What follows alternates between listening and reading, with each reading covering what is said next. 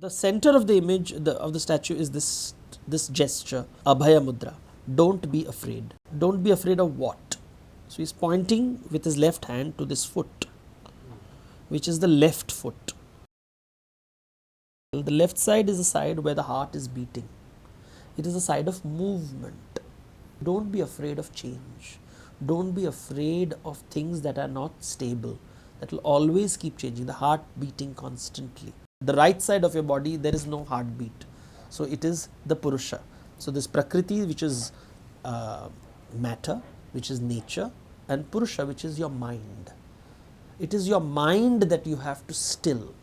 So this is matter which is moving constantly, and no matter what you do, the matter will keep changing through space and time. But it is your mind that you have to manage in order not to be afraid.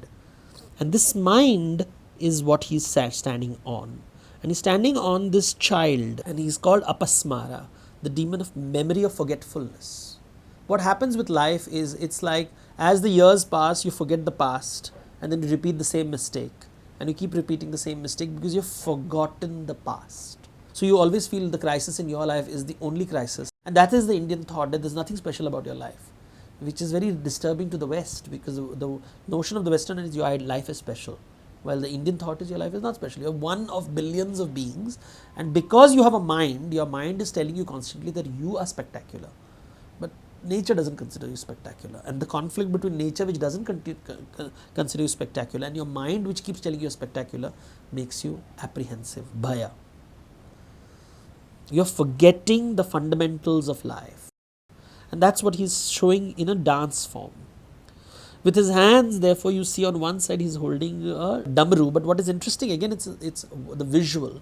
It's a rattle drum which is created by two triangles. The two triangles are sort of barely intersecting with each other. Separation of the mind and matter. And the other side you have fire, but this is not normal fire. This is tapa, which is fire which is produced without fuel. This is the fire of the mind.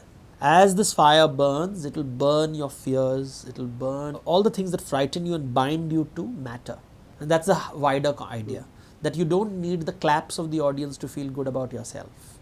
You don't need the world to say you're good to feel good about yourselves.